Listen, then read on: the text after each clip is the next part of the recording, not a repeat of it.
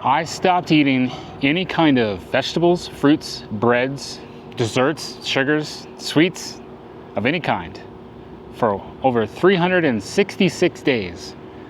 Here's what happened. What's going on, y'all? My name is David with RV Family.Life. Lived in my RV for 2.5 years with my wife Tanya, our 2 girls Kaylin and Kira, and our dog Daisy. We've been traveling the road in the United States, checking out as much as we can, and reconnecting with family and friends, which has become a big part of why we do full-time RV life. But today I want to talk to you about something that's quite a bit different. You may have heard me hint about it, you may have heard me talk about it, you may have even seen a video where I did something about it, and that is what we eat. Tanya, myself, and Kaylin are what's considered carnivore. We stopped eating any kind of carbohydrates for the most part. There's a few little exceptions, very minor exceptions. But for the most part, we eat primarily meat, butter, bacon, and eggs. And what has happened in that time frame? So September 25th, 2023 is when I made the conscious decision to try out what's called the carnivore diet. A lot of people hate the phrase diet, but it's easiest to say carnivore diet.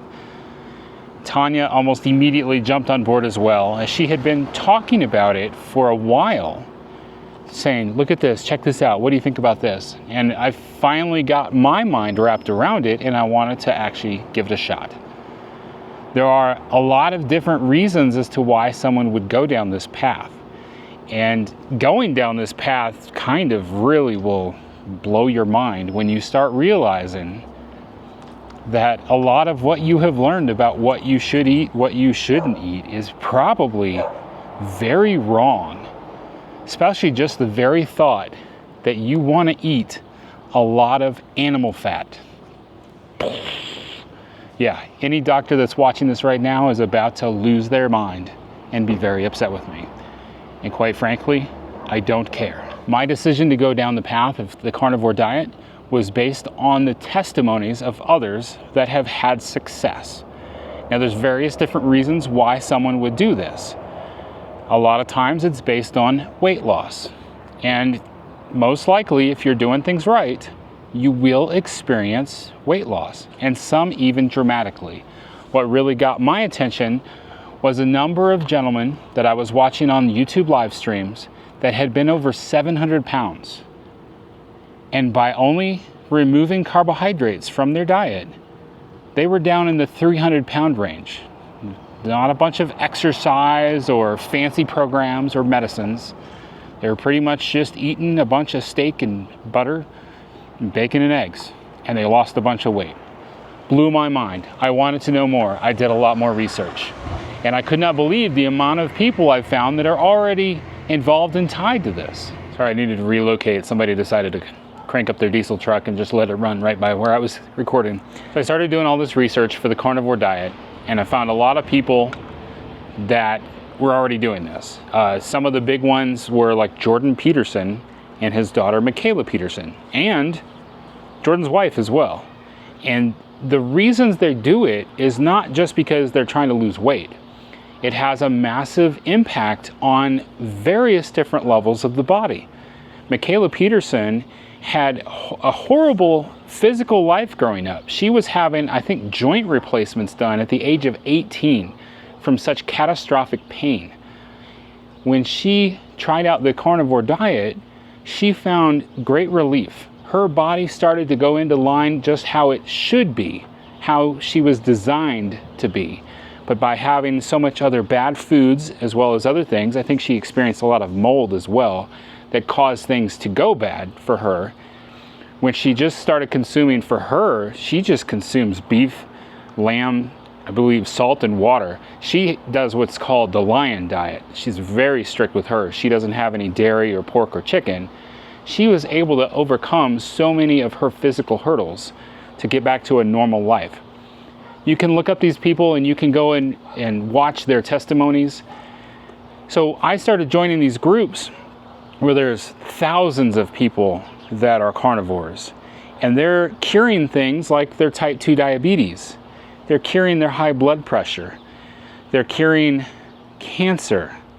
That's right, I've read multiple testimonies of people with stage 4 cancer where they were given months to live. And they said, well, what do I have to lose at this point? The doctors would never ever tell anyone to get rid of all the vegetables and just go eat a bunch of red meat. That's the exact opposite of what they would tell you. They're like, well, I'm about to die. You told me I'm about to die from the cancer, so I might as well give this a shot. The cancer for these people has gone into complete remission because they cut out carbohydrates. Here's the deal. Carbohydrates are all converted into sugar. Cancer cells, tumor cells, they all love and eat and grow based on carbohydrate consumption. When you cut out carbohydrate consumption and you're only consuming fat and protein, the cancer cells die. They no longer have what they need to grow and survive. Sounds crazy, sounds off the wall. I totally understand, but I'm telling you, I've been doing this for 366 days. Here's what's happened in my life that has changed. Now, yes, of course, I would have liked to have lost weight, and I did lose weight. I don't know exactly how much I weighed a year ago when I started. I always made the assumption I was about 300 pounds. I know there was times where I weighed in and I was probably like 290. I didn't want to touch a scale. I hated myself for the fact that I weighed so much, so I never even looked. The last time I weighed myself now, it's about 10 days ago, I was 223. So I've lost weight. Am I perfect? No. I look down and I still see this belly, and I still see some flab and loose skin elsewhere. Is it perfect? It's not perfect. But how do I feel? A lot better. But weight loss is not the only thing that is involved here. My reasons beyond weight loss to try the carnivore diet was I was very severely insulin resistant. What insulin resistance means, it has a lot of things that are affected when you're insulin resistant. But the worst impacts on me was I would consume some kind of carbs or simple sugars. Like, let's say I would have a bowl of Fruit Loops. It's a travel day. We're gonna hitch up our 15,000 pound fifth wheel to the truck. I'm gonna go drive 300 miles. I would consume a bowl of Fruit Loops to start my day. Usually within an hour or two after consuming that insulin resistance would hit me, and it was almost a feeling of being drunk. It was like I was drunk driving and I was going to pass out. I'm driving down, slapping myself in the face. This was just an absolute horrible thing. I was very, very scared. I did not know what to do about this. And I know that I needed to resolve this and improve that in my life, because that was very scary. You know, Tanya and the girls, they fall asleep in the truck on travel days, or they're playing games or whatever. They don't have to focus on the road like I do. And it was just really getting to me. Now, the insulin resistance doesn't only affect me on travel days, it would affect me anytime. But it's the scariest when I'm driving down the road with all of my family and all of my belongings, all depending on me to keep them safe, and I feel like I'm drunk. That's not good. The other factor that I had as well was also that I was experiencing what I do believe to be arthritis pain, which, come to find out later with more research, that insulin resistance and arthritis kind of go hand in hand. But I couldn't sit still, I couldn't sit down with my knees bent for more than an hour without them just aching. Like, a lot of times when we drive, I typically would stop every 100 miles just to get out and walk around because my knees couldn't handle it anymore. Is that perfect now? It's not completely perfect, but it is about 80% better. I still get a little bit of pain here and there in the knees, but for the most part, it's a lot better. There was even times where, after we started, where my fingers, I didn't realize I would have pain and inflammation in my fingers, in my knuckles. There were times all of a sudden it's like, I don't know what to think. It's like all of a sudden my hands felt numb because like the pain was gone. It's like, this is so weird. Like, you know, it took some adjusting to get there to say, okay, everything is better now. Is it perfect? No, it's not, but there may be some reasons still in place as to why that is. One of those things would probably be dairy. I would say we probably consume a little too much dairy, and I'm willing to bet if I cut dairy out completely, I could probably get rid of all the inflammation. So those are the big ones for me. Now, there was one other health factor that changed for me that it wasn't even on my radar. It's embarrassing to admit, but I will tell you, my left foot had somewhere between 30 and 100 warts on the bottom of my foot. I was very embarrassed to let people see it. I did so much in efforts to try to get rid of it. Nothing worked. I was pretty much going to have to just wind up going to like a dermatologist, and they were going to wind up just start cutting the bottom of my foot off. And that's a scary thought. I was just kind of willing to let it go, right? Just be embarrassed forever. If you ever see me wearing 2 different types of socks, I've been doing that for years now, and that's because I've been trying to self-contain as to, not let my socks cross-contaminate between the feet. The warts on the bottom of the feet, months into this carnivore diet, just started vanishing on their own.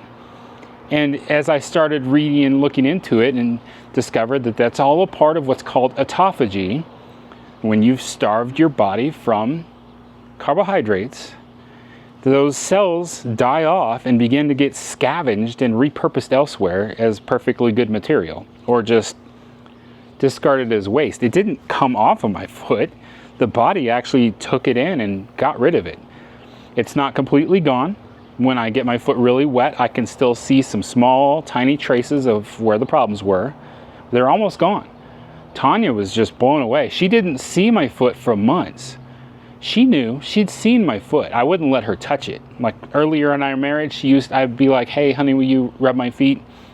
At this point, I was so embarrassed by my feet, I didn't even want her to see it. But she had seen it. She knew how bad it was. So after just, I'm just assuming my foot's still in bad shape. I don't let her see it. And then one day she sees it. She goes, wait, which foot is the bad foot? I'm like, the left foot. She's like, it looks really good. And I'm looking and I'm like, wait, what? Tumors, warts, cancer, they're all a very similar principle. And those warts, they're almost gone. And that is because of the carnivore diet. I have starved them of carbohydrates. There's no carbohydrates to feed them, so they've starved to death. Now, those are the big ones for me. If you know us at all, if you've followed along in the journey, we have talked in the past about Tanya's multiple sclerosis. She was diagnosed in 2008. She's been through a number of different medicines to deal with it. And there's been a few other things that have come along the path that have caused us, honestly, to start questioning the modern medical organizations and how they treat us and what they're telling us to do. That's kind of one of the reasons we've gone down some of these paths. We're like, you're not fixing us. You're not helping us. You're trying to get us into the shop more frequently so that we can get maintenance done so that you can bill us. It's really what the medical industry has become, which is obviously very disappointing. So through all of that, that's kind of added to us like looking at this and taking this more seriously, the carnivore diet. In all the testimonies that we've watched and read, there was a number of people that had multiple sclerosis that were on the carnivore diet, and none of them have said they're cured. So we haven't come across anybody that said that they're like, I no longer have MS. But what they have said is that they're symptom free. So the one that I remember the most was a woman living in England. Her symptoms were so severe, her doctors would basically say, there's nothing we can do for you other than prescribe you cannabis. And she just thought that was lewd and crazy. And she's like, no way. She somehow wound up finding the carnivore diet and went down that path. 6 months later, she's symptom free. All those symptoms she complained about are now gone. She goes back to the doctor. She tells them about the carnivore diet. They, of course, tell her she's crazy, that she needs to stop eating like that. And she's like, why would I do that? I have stopped all my symptoms that you have said there's no fix. There's no cure. There's not even a pain reliever other than smoking something that can help me. So I've found the cure. Now, in the interview, they asked her, are you willing to say that carnivore cured your MS? And she said no, because one of the things that has to be done to say you have MS or you don't is a spinal tap checking for, I believe it's T cells in your spinal fluid. If that's still present, then you technically still have MS. If that goes away, that's awesome. but I have yet to hear of anybody say yet. They may be out there. They may have already happened. I just am not aware of it. There are other doctors that interview people all the time, and I did just hear Dr. Shawn Baker, who's kind of the founder, sort of the carnivore diet. He interviewed someone recently that had great progress with MS and the carnivore diet. I have yet to watch the podcast to find out if they are willing to say, I'm cured. I don't know yet, but Tanya has gotten so much better. Is everything perfect? No, it's not, but it's a little bit of a hard sell.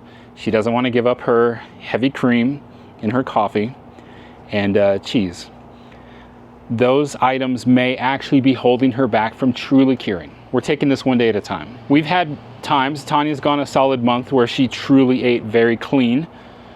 And then we've had other times where we love to indulge and we pour some heavy cream into our coffee. That's all we have in our coffee.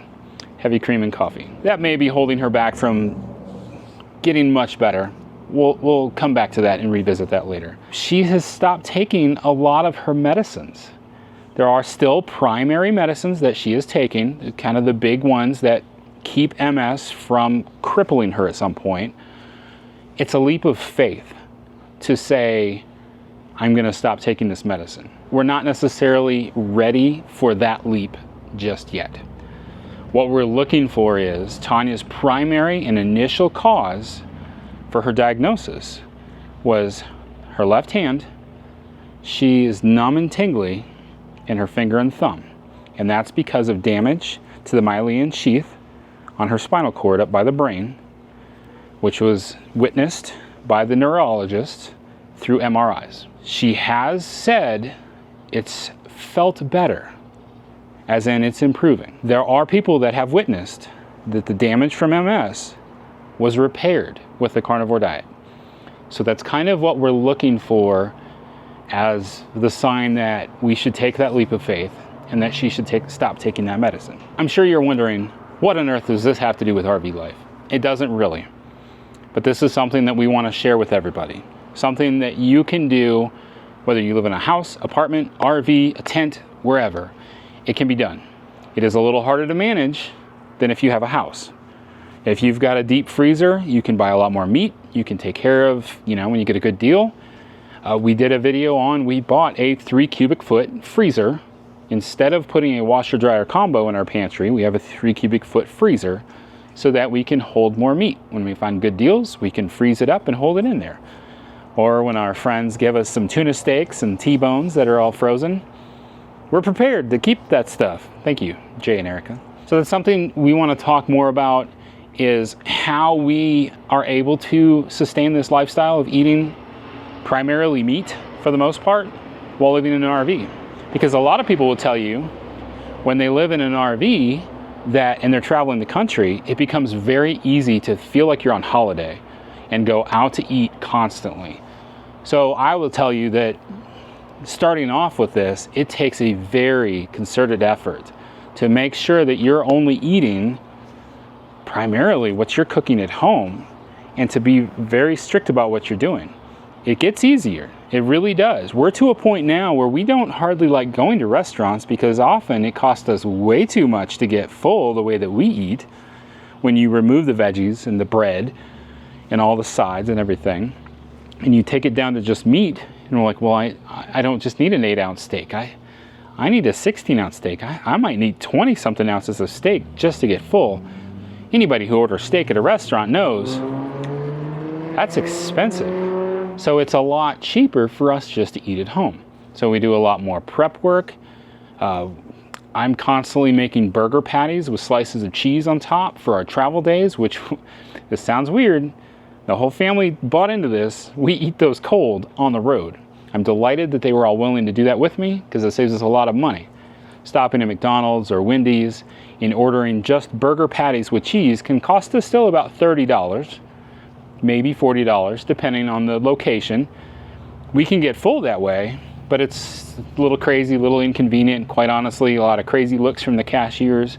So a lot of times we're bringing with us boiled eggs, burger patties that are cooked up, bacon that's been cooked and is just refrigerated and put into a bag to help get us through travel days. Our Blackstone is used so much. The Blackstone right now is just disgusting, because I 2, maybe 3 times a day, almost every day, that Blackstone is on, and almost always cooking bacon, which is just splattering all over the place.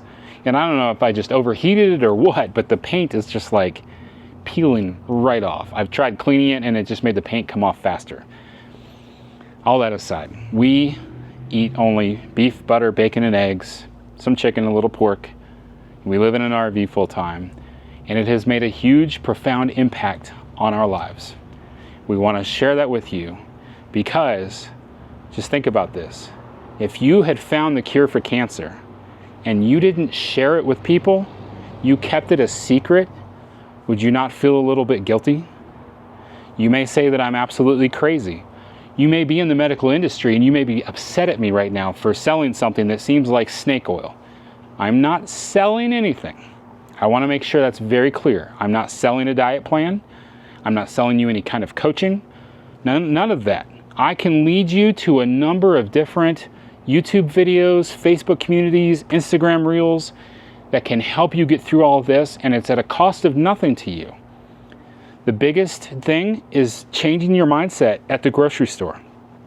Stop buying that $4 bag of Doritos or those 5 bags of Doritos and go over there and look at what kind of beef they've got.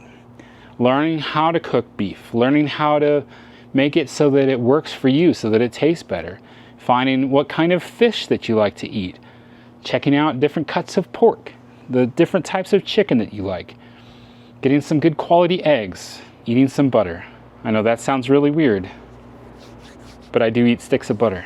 We haven't talked a whole lot about this ahead of time because we kind of wanted to put it to the test. But I feel like telling you now that I have done this for 366 days without really wavering. I've not backslid in any crazy ways. I'll be straight up honest with you. I enjoy occasionally having some Newman's Own marinara sauce. There's no added sugars in it, and they use olive oil instead of other seed oils, because canola oil, sunflower seed oil, cottonseed oil, rice oil, all that stuff is just straight up poison, and you do not want that in your system. So yes, occasionally I'll have some marinara sauce with like a slice of provolone cheese. I try to limit that. It's like that's kind of my cheat. Or to have extra cheddar cheese or more cheese. I should have a lot less cheese. I think that my weight would actually probably drop faster if I had less cheese. But that's one of those things. That's a cheat day for me now, is having some extra cheese and maybe a little bit of marinara sauce. Yes, there are carbohydrates in the marinara sauce because tomatoes have a naturally occurring sugar. So that's why a little bit every once in a while. How many jars of that have I consumed in the last year? Maybe 2, maybe 3. Our daughter Kaylin, she said she wanted to follow us into this diet with the exception that she did not want to let go of tomatoes or jalapenos. And when Tanya and I started this, we said we will not force this on you.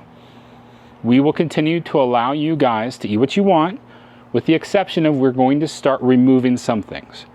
We used to buy a lot of potato chips. We do not buy any potato chips of any kind. I don't care what kind of oil or if they were air fried, I don't care. Those don't come into our house anymore. We have now since eliminated cereal. I think Kira's had a box of Fruit Loops or something, and I'm like, that's it. I'm not doing that anymore. Gotta go walk back up to the front. A dog is caught onto me. I'm actually doing laundry right now. Kaylin, she joins us. She is really good about being strict about this. She listens to everything that we listen to. She understands all the negatives, all the reasons why you wouldn't want to consume carbohydrates. Kira's only 10. She's still having kind of a hard time grasping it. She tried it, I think, for maybe 24 hours. And she's like, I can't take it anymore. Give me some bread. So we'll allow her to have some bread. Like I said, I am not going to force this on our girls. I want them to want it. And it's the same for y'all. The same for anybody. I think that I've had discussions with my sister about this. She's like, what's different between what you want to do and what vegans want to do? Because vegans do not want us to eat meat whatsoever, right? And a lot of times it seems like they will go to extreme measures to stop us from eating meat. various different levels of extreme measures. I don't want to do that to you. I want to tell you that you can have a better life by stop eating vegetables, by stop eating fruits, by stop eating candies and cakes and breads and tortillas, and only eating meat and butter and bacon and eggs. You can have a better life. That's what I want. From there, I want you to choose it. And if you don't want to choose it, I will not hound you about it. I will not harass you about it. And I'm not going to go take away your vegetables. You keep enjoying your vegetables. Good on you. The best thing you could do is grow them yourself, because I think you'll find that you'll have some better quality vegetables. I'm trying to think if I've got anything else to say about this at the moment, and I've got so much to say. I could probably go on for hours, because this has allowed us, we have allowed ourselves to go down a number of rabbit holes and learn a lot. I just want to give quick shout outs to some YouTube channels that I strongly recommend, and I will put links in below. Dr. Shawn Baker, he talks about this all the time. He's gone on Joe Rogan on a podcast, convinced Joe Rogan to actually give this a shot. Joe Rogan has done the carnivore diet in limited stints multiple times because of Dr. Shawn Baker. So check out Dr. Shawn Baker. Dr. KenDBerry, he is a family doctor out of Tennessee. He is a carnivore. His wife is a nurse. She is a keto. She's on the keto diet. And they do talks and videos all the time, sharing recipes. They do live streams where people get to ask them questions. They have communities that you can join. They are a great resource that can talk about this all the time to give you tips, give you help. I like what he said. He's like, we don't want all doctors and hospitals to go away. That's not what we want. If you broke your arm and your bone is sticking out of the skin, you need a doctor. You need to go to the hospital. But the last thing you want is when you go there, they check your cholesterol and tell you they want you to go on statins and stop eating red meat. You don't want that. And so that's where there's this disparaging problem with the doctors. So Dr. KenDBerry, Dr. Anthony Chaffee, he is another medical doctor. He's from America, but he's moved to Australia where he's met a girl, and the two of them both are carnivore now, fully carnivore. She posts a lot of stuff like really good looking recipes on Instagram. He's got long talks that he does on YouTube, and he does a lot of interviews with people. If you get listening to him a lot, he's going to pretty much convince you that vegetables are trying to kill you. It's kind of interesting. If you want to hear what he's got to say about that, I recommend going and listening to him. I'll give you one last one for now, and that is HomeSteadHow. The gentleman's name is Kerry. He, over the last 2 years, became carnivore, lost a bunch of weight, got rid of his depression, got rid of his heart disease, several other ailments that were really bothering him. Since then, his daughter has started doing it, and now his wife has started doing it. And he is on a mission to make a documentary that's so high level that Netflix will air it on Netflix. They are following a number of people around the world that agreed to start doing carnivore, and they let them film them from when they started to when they're finished making the documentary, so that they can actually show you these testimonies within a movie-like format. And they're always looking for money because they're trying to raise money to buy the right camera equipment, because Netflix has very high-level requirements. If you're going to make a movie for Netflix, you have to have more expensive camera equipment. So that's HomeSteadHow. So that's 4 channels for now. I'm going to list those down in the description. If you want to learn more about this, I strongly recommend you watch these guys, learn everything you can learn. There's more to choose from, and this won't be the end of it. This will not be the last of us talking about this. For us, this is not a temporary thing. Tanya and I do not want to return to what we call this standard American diet, also referred to as SAD. We don't want to go back there. We've added little things back in like garlic seasoning, maybe some oregano, just minor little things that come from plants on a very minuscule. And like I said, I like a little marinara sauce every once in a while, as long as I know that it's from a clean source. I gave you all my testimony there. All right, I'm gonna wrap this up. It's been a year. If you're mad at me for what I'm doing, I guess leave a comment. If you're happy for me, you know what? You can just pat me on the head.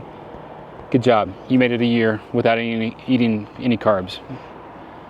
I know, I say no carbs, but there's just a little bit of carbs in there. Just a little. Or if you got questions, please ask questions, because I firmly believe that we can change people's lives if they hear these stories and they hear this information and they hear the testimonies of people that have been changed and influenced by this. So thank you all so much for watching. That's it for now. Remember that life happens, even saying goodbye to peanut butter. Don't let that stop you from living your life. Stay fresh, cheese bags.